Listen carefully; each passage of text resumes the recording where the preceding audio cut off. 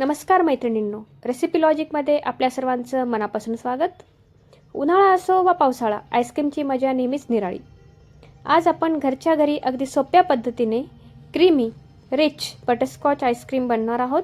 शेवटपर्यंत व्हिडिओ नक्की बघा, कारण या रेसिपीसोबत काही खास टिप्सही मी शेअर करणार आहे. चला तर मग रेसिपीला सुरुवात करूया. सर्वप्रथम या आईस्क्रीमसाठी लागणारं क्रंच तयार करूया. एका पॅनमध्ये साखर मंद आचेवर वितळवा. साखर सोनेरी रंगाची झाली की त्यात बटर किंवा तूप आणि चिरलेले काजू घाला. पटकन मिक्स करून बटर पेपरवर हे मिक्सचर पसरवा आणि पूर्ण थंड झाल्यावरच त्याचे छोटे तुकडे करून घ्या. टिप: साखर जास्त ब्राऊन होऊ देऊ नका, नाहीतर चव कडू लागते आणि आईस्क्रीमसुद्धा कडू लागतं. बघा, हे आपलं क्रंच तयार आहे. आता एक बाउल घ्यायचे आहे. त्यामध्ये 1 कप थंड व्हिपिंग क्रीम घ्या. येथे मी ट्रोपोलाइटची व्हिपिंग क्रीम वापरत आहे आणि ही व्हिपिंग क्रीम आपल्याला आता फेटायची आहे. यासाठी मी इलेक्ट्रिक हँड मिक्सरचा वापर करत आहे आणि येथे आपल्याला जास्त फेटायचं नाही आहे.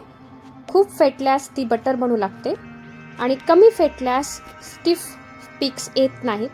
आपल्याला ही क्रीम जोपर्यंत स्टिफ पीक्स येत नाहीत तोपर्यंत फेटायची आहे.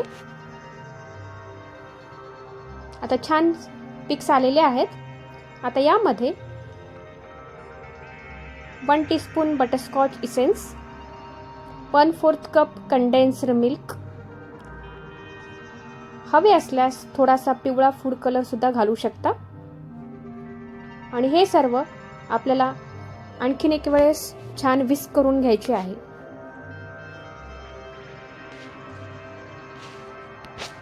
टिप: जास्त विस्क करू नका, कारण बटर होण्याची शक्यता असते.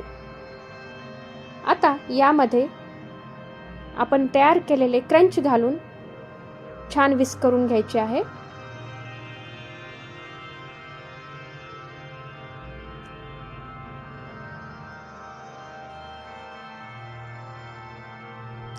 आता हे मिश्रण एअरटाईट बॉक्समध्ये भरायचे आहे आणि वरती उरलेले क्रंच पसरून छान गार्निश करायचे आहे. टिप: कंटेनर बॉक्स किंवा एअरटाईट बॉक्समध्ये आईस्क्रीम मिक्सचर भरल्यानंतर वरती बटर पेपर किंवा क्लिंग फिल्म ठेवून झाकण लावल्यास बर्फाचे स्फटिक तयार होत नाहीत. आता हे कंटेनर 8 ते 10 तास किंवा रात्रभर फ्रीजरमध्ये सेट होण्यासाठी ठेवायचे आहे.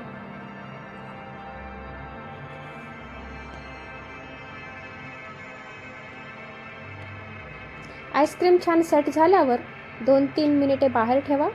स्कूप करा आणि सर्व करा. पहा, घरच्या घरी तयार झालं मस्त क्रीमी स्मूथ बटरस्कॉच आईस्क्रीम.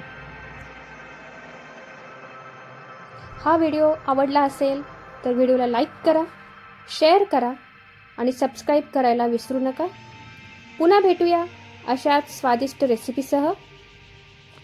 तोपर्यंत फ्रिज, स्कूप आणि एन्जॉय.